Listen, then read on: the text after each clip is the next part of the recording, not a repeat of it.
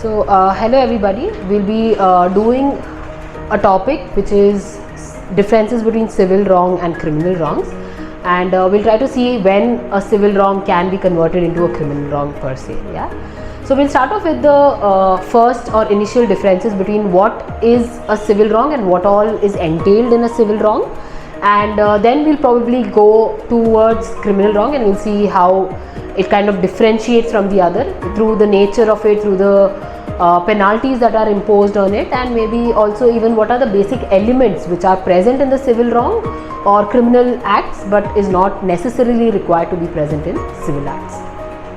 Alright, so when we come to civil wrongs, primarily you have your torts that fall under it, your family law, as well as your contracts. Yeah. Now civil law or civil wrongs arises out of a breach of a duty particularly. Yeah. Breach of a duty that you owe towards another person, and because of such a breach the other person has suffered, and therefore you need to compensate for the damages the other person has suffered. So in general, that is the understanding of a civil wrong. Now when we look at torts, the word torts or the word tortum comes from meaning that it is a wrong which is civil in nature particularly. Yeah. So under torts you generally would have seen negligence, you have defamation, you have nuisance. All these are some different kinds of torts that we see. And when we look at family law, all your divorce petitions, succession, maintenance, all these kinds of demands are covered by your family law. So mainly we are trying to see here is just filing a divorce or asking for a divorce is not a crime necessarily, or because of for example, you were studying the entire night and your neighbor is playing loud music, because of which you suffer a migraine and you can't perform well in your exams, resulting in maybe failure in your exams. Now, is playing loud music a crime necessarily? No. And that is why we categorize it into what can we hold that person accountable for yet. Could be under your torts or your civil wrong. And when it comes to contracts particularly, you will notice that contracts are an obligation that arises between two individuals because you have entered into an agreement, and as a result of which if one person fails or breaches the duty that he owed to another person in fulfillment of those contractual obligations, a contractual suit can arise, or once again that is civil in nature. Yeah. Now when we look at, so these are the general things, you can see that the larger idea of civil wrongs that arise are a breach of a duty, and this is more or less an act that you're doing. Yeah. Now here the intention aspect or the mental element is not necessarily considered as primary or important, but under your criminal wrong, yeah, mens rea, what we call, plus actus reus becomes very essential. Mens rea is the guilty mind or the guilty intention, and actus reus is the physical act. Now no crime can happen without either of these. Yeah. There is a requirement that there should be a guilty mind and there must be a physical act in furtherance of that guilty mind. There are generally 4 stages of crime which are very essential. Yeah. Now these 4 stages, when we look at, the first one is the intention. Again, what we are talking about as mens rea. There should be preparation. Thirdly, there should be attempt, and lastly there should be commission. Now these 2 elements together along with these 4 stages of crime is what forms a criminal offense or a criminal wrong, what we call. Yeah. So this is one of the primary differences that we look at between the civil wrong and the criminal wrong, is the intention aspect, that is the mens rea is a must, and without mens rea any act or any offense cannot be put under the radar of the criminal laws or criminal wrongs per se. Yeah. And on the other hand, for the civil law or for the civil wrongs, we don't need intention as the primary aspect. If there is an act which is sufficient to show that there was a breach of duty, that act will itself categorize into being an offense under your civil law. Now, the second aspect why a major difference between criminal law as well as civil law comes is in terms of the kind of penalties they both have to fulfill. When it comes to civil law, largely we are looking at compensation. So anything happens, suppose you fail to deliver certain kgs of rice which was given as a contractual obligation under your agreement, you can compensate. You have done a negligent act, maybe meet with an accident or have caused an accident, you can pay compensation. Yeah, or maybe you're causing nuisance to somebody, again the answer is compensation.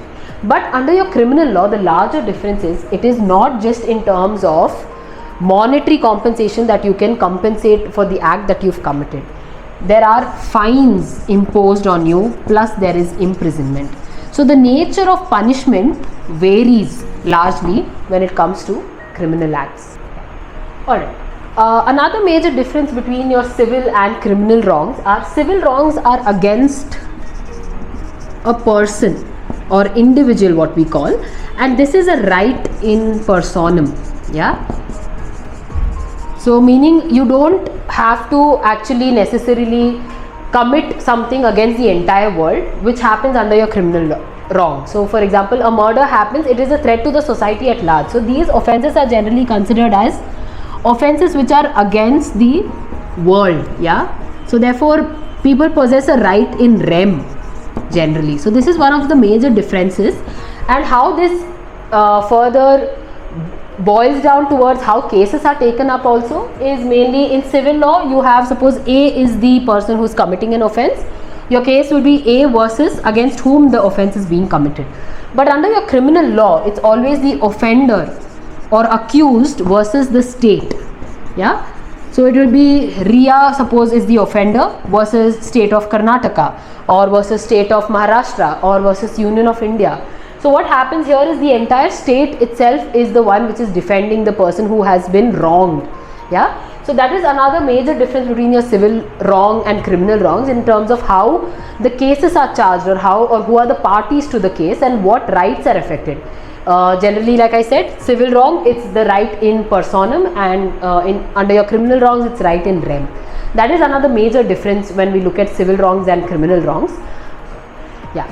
Another last difference that we look at is your criminal law or your criminal wrongs are codified fully in your Indian Penal Code and now the BNS also.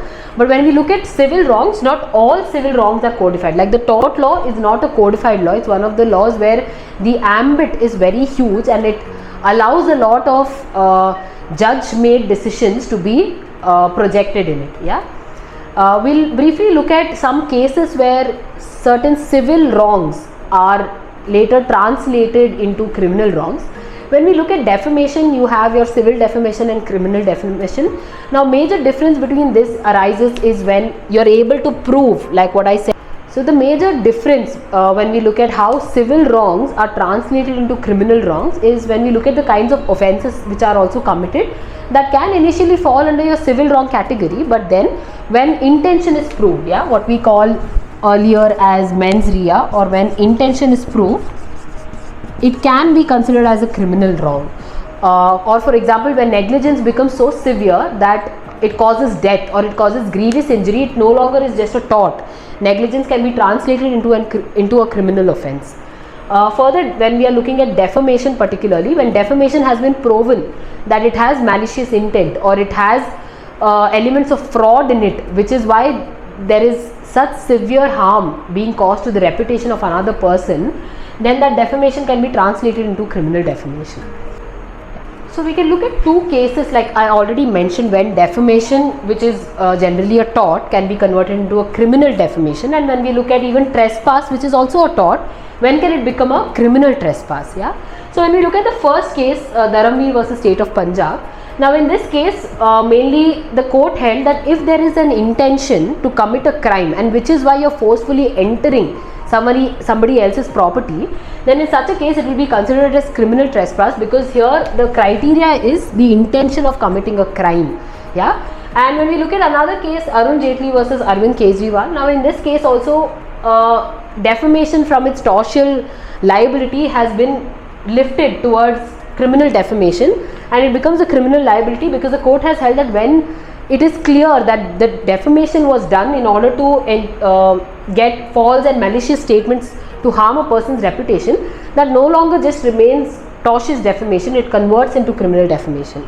So in conclusion, there is one legal maxim that we'll use to summarize the basic difference between a criminal wrong and a civil wrong is actus non fecit reum nisi mensit rea, meaning for a crime to be committed, it requires not just the physical act alone, but it also requires mens rea, that is the mental element of the guilty mind as well. Thank you.